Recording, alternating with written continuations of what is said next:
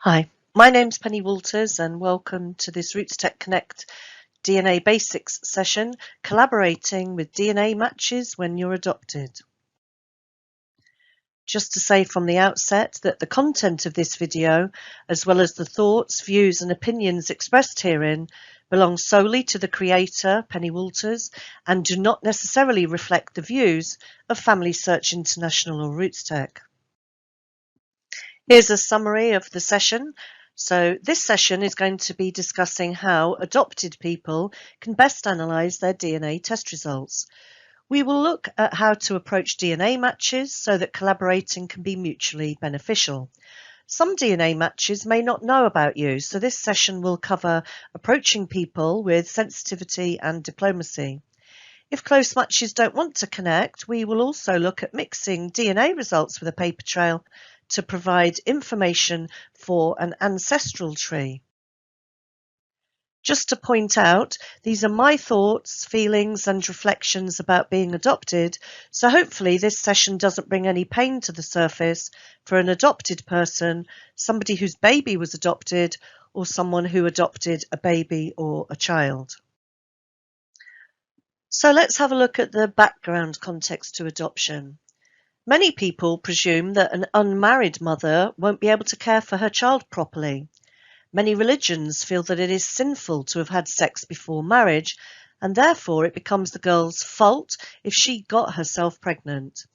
This leads to huge stigma and many financial implications for the lady. Sometimes a family member would take the baby, but many girls or women report that they were forced or coerced into giving up their baby. I was told from when I was quite small that I was adopted, and I was told that my parents had got me and that I was chosen. I was also told that I was the prettiest one in the place, and we can see here that I do look quite cute. This is a really nice story because I was chosen. My parents said that they had specifically chosen me because I was the prettiest one. But over the years, I used to start wondering what would have happened if I wasn't the prettiest one? Would I still be there? And considering that I'd been chosen, there was great pressure to live up to expectations. And during my life, nothing bad ever happened, but I always felt a little bit different. And specifically, I never looked like anybody. And when I did eventually get my birth certificate, actually, my name was not even my name. Let's now look at some of the labels that are given to a baby when the parents aren't married. Some of the old words, such as baseborn, illegitimate, bastard, can be quite offensive. The baby was born on the wrong side of the blanket, the lady was a fallen woman, and the baby was her dirty little secret. Some documents will call this child a natural child, and even today we are still given the noun adoptee as opposed to just being a person who was adopted. We can see here with the pedigree conventions that true lines are two bold lines, an uncertain parentage is dotted lines, and illegitimate is given two hashed lines or a wiggly line. Married is given an equals. Unmarried is an X.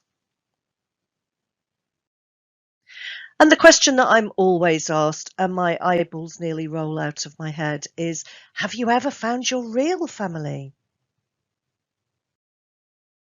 So here are my two trees, and on the left is my tree, and my mum was a huge mine of information.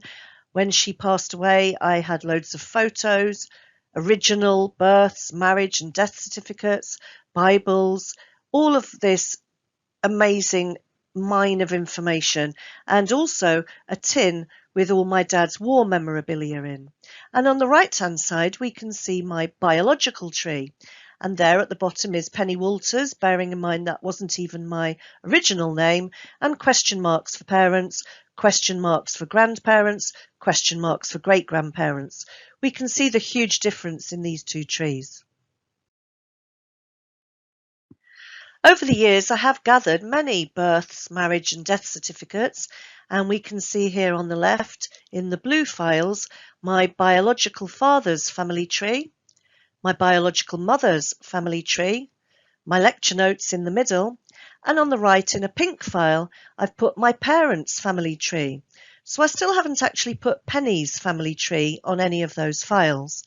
And when I have got my biological family tree, birth, death or marriage certificates, I'm not actually sure what all these people's names are. So I've had to put stick-it notes on to remind myself. So for example, this one here, which is Seth Morgan's, I chose to order his birth certificate because his name was slightly unusual. And I had to put down fourth great uncle because when I looked back on this, I wouldn't remember who this person was. And I've even done a little tiny biological tree so that I can see the context for this person. So how many people are you searching for? And how many people do you want to connect to? So at the bottom of this chart is yourself. Everybody has two biological parents one generation ago that we share 50% of our DNA with. Everybody 2 generations ago has got 4 grandparents that we share 25% of our biology with. And we can see that working our way up this chart back to 10 generations ago, each of us has 1,024 biological great-great-great-great-great-grandparents. But it's interesting that we don't share very much DNA with these people. So this is an awful lot of people, and this is without all of their children and siblings and the side branches. Something that adopted people have to keep in mind, however, is that our distant relative is somebody else's near relative.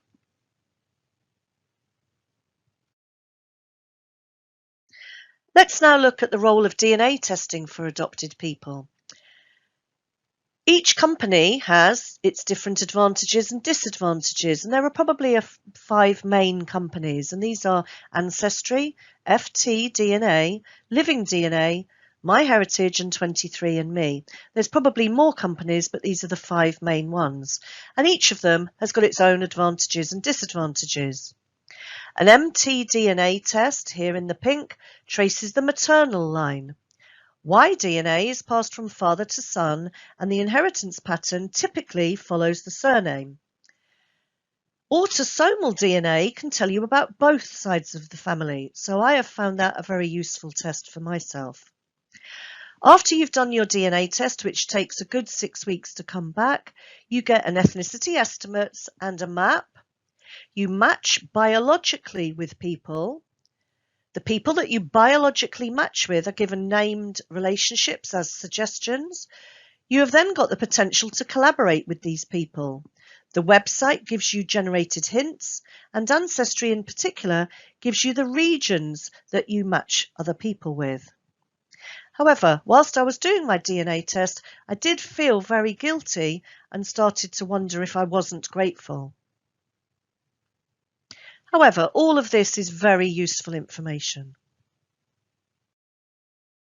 Here are some useful metaphors because when I got my DNA test back, I couldn't understand all the words. I definitely didn't understand all the implications. And it was only when my daughter did a DNA test and then my granddaughter wanted to do one as well that I started to understand the other relationships that were listed. So I understand that my daughter is half or 50% of me. My daughter has got 2 biological parents. So there are 2 people. My grandchildren are a quarter of me.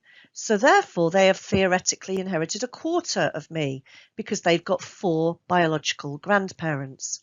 Equally, while my grandchildren share a quarter with me, I also share a quarter with my grandparents. So this was really useful for me to understand the other relationships that I was matching with people, such as 12.5%, 6.25%, 3.13 and so on. Another useful metaphor is that I am a cake, a Victoria sponge cake in this instance, and I have got some main ingredients: flour, milk, eggs, butter and sugar.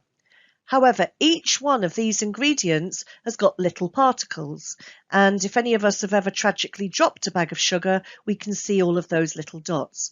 So again, this is a useful metaphor for DNA testing. So I have got my main ingredients, but I have also got little particles which make up all my DNA. And finally, we've got a use for a Venn diagram from school, and we have got here on the left A, and we have got here on the right the other biological parent B, and the child is a mix of this Venn diagram. So where A overlaps with B, this is the child. You can also consult a DNA and relationship chart. There are many available which you can search for. However, I really like this one, which is by Tierney. This is on the handout that will be available for this presentation as well. So on this consanguinity relationship chart, we can see that I share 50% of my DNA with children, and I am also 50% of my biological parents. And on average, a 50% match would be 3,400 centimorgans. Also, I share 25% of my grandparents, which is 1,700 centimorgans, and my grandchildren share 25% theoretically of my biology, which is 1,700 centimorgans. So when you get a DNA match and you're not quite sure where they fit in, you could consult a consanguinity chart.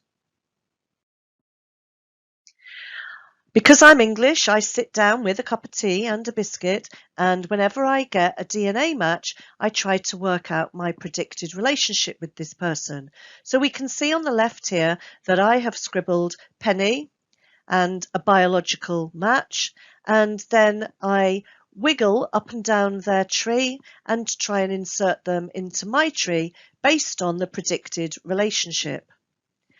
Ancestry has called this through lines and has given me a predicted relationship for a DNA match. So they have basically merged my DNA results and the amount that I overlap with somebody and the information on the other person's tree or my tree. What we can see on the bottom left is a MyHeritage prediction, and on the right, living DNA. However, you do need to remember that the predicted relationship based on your DNA match might not be the exact one that is in your tree, because you don't always inherit exactly the amount of DNA that would be predicted. It is in parameters. Something else that's really useful is that you can download your DNA from your chosen testing site and you can upload it to a merging site which is called GEDmatch. And at various times of the year, sometimes it is free to download your DNA from your testing site and upload it to another DNA testing site. So this gives you lots more matches.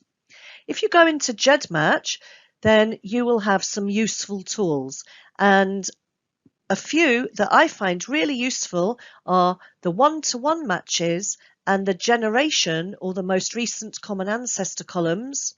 There are advanced features, but they go over my head a little bit, and some of the advanced features you do have to pay a monthly fee. But the tools that I use on GEDmatch are free and are just so useful. You can also go online and insert the amount of centimorgans that you share with somebody into the Shared Centimorgan project, and the website will be on your handout. So you insert the amount of centimorgans that you share with somebody, and it gives you a predicted relationship. It is absolutely vital to collaborate with friendly matches. So I've collaborated with friendly matches, and one DNA match sent me photos of what would have been my biological grandmother, seated with my biological great-grandfather. She then married this young man on the left, and a different DNA match sent me a photo of 4 young men in a studio portrait who were I presume, having the photo taken before they went into World War I. Another DNA match sent me a newspaper clipping because tragically Those 4 young men were all very badly wounded during World War One and appeared in a newspaper clipping. So these are really useful things, and I was very, very grateful to receive them. Photographs of biological relatives and a studio portrait and a newspaper clipping. When you're collaborating with these friendly matches, you can then engage in a process called triangulation. So if I match with somebody, so Penny biologically matches with somebody, and if that person has got an established paper trail and a tree, we can then work out the common ancestor with the amount of centimorgans that we overlap with. Also, with triangulation, if I match person A and I match person B, but A and B don't match, I then know that person A goes up one side of my tree and person B goes up the other side of my tree. So this means that if I've then got another person that I triangulate with, person C, I can then work out whether they match A or B. So the triangulation and the collaborating with friendly matches is really, really useful for us to fill in our trees. However, this does lead to some ethical dilemmas, but what has ethical dilemmas got to do with adoption? I'm only trying to compile a tree. What can go wrong? Well, usually you would get stories from your relatives and undertake a paper trail. However, when you're adopted, as we all know, sex has got life-changing implications, and therefore what you are doing sometimes is revealing somebody else's secret or lie. The internet gives us really quick and easy access these days, but when you're adopted, the people that you are dealing with are theoretically strangers. So although they biologically overlap with you, you haven't met them before and they are strangers, and therefore there are huge privacy and confidentiality issues. Maybe the person that you are collaborating with didn't know that your biological mother adopted the baby. DNA is very new, and do we understand it all? I understand quite a bit, but a big layer does go over my head, and I'm not really always 100% sure about what I'm doing with centimorgans and SNPs and this kind of thing. Therefore, we are opening up a can of worms, and collaboration really does require a lot of diplomacy when you're adopted. And is there a difference between people who are doing their tree as a hobby or somebody who is professional doing a tree? This was the first email that I sent to a DNA match. If you can hear me squealing, I'm adopted and you're my highest match. I'm so excited. And you seem to be related to my biological mother. Can we chat? So I think this is a bit confrontational on reflection, and no surprises, the person didn't reply. So I think that was a little bit too much. Now I've thought very carefully about my opening messages, and this is a suggestion for an opening message to a further match. So not biological parents, maybe here a second or a third or a fourth cousin. Dear, and insert the name, I noticed that we share a DNA match of X, Y, and Z centimorgans across X, Y, and Z segments, and insert your DNA testing company's name, predicts that we are potentially second or third or fourth cousins. It also appears that we share some names and places in our trees, specifically X, Y, and Z in X, Y, and Z place. So I was wondering whether you wanted to collaborate about our match. I hope to hear from you. Best wishes, and then insert your name. So I thought that was a good opening message for more distant matches. However, contacting biological parents does need to be taken very slowly. So have a really good think about how you are going to approach these people if it turns out that you have got a match with biological parents. Take things slowly, but not too slowly. Sometimes you can end up thinking for weeks, months, even years how to approach somebody. You could maybe use an intermediary, but do think through all the possibilities, but don't overthink. Do try and consider these people's feelings, or maybe ask advice from people that are close to you. My main advice is to look after yourself and to be very patient because this is a new relationship. The reunion outcomes can stretch from horrendous to fantastic. So for many people, you can't trace your biological parents. Maybe one or both don't want contact. Maybe their close relatives won't allow access. There might be a hideous story about your conception. Maybe if you did meet your biological parents, the first meeting just doesn't work out. Or maybe the contact starts reducing. Or maybe problems develop with that relationship. On the other hand, if you met your biological parents, maybe you have a fantastic outcome. One or both do want contact. Their close relatives are very welcoming. The first meeting goes very well. The contact increases, a healthy relationship develops, and the wider family is very accepting. So, in conclusion, I really do send you best wishes with your search, and I do hope that this presentation has helped a little bit. You're very welcome to stay in touch. I don't do trees, but if you wanted to email me, my email is penny_walters@talk21.com. My website is searchmypast.co.uk. There is a handout or a syllabus available for today, and it may be of some interest to you that I have written 2 books, Ethical Dilemmas in Genealogy, which has a whole chapter on adoption, and The Psychology of Searching, which touches on adoption issues throughout. And these are available in paperback or Kindle on Amazon. I have also got 3 sessions with RootsTech Connect about adoption, parts 1, parts 2, and part 3. I've also got another couple of sessions looking at Egyptian family trees. So I do hope you get some time to watch my other presentations. I really hope you enjoy the rest of RootsTech Connect.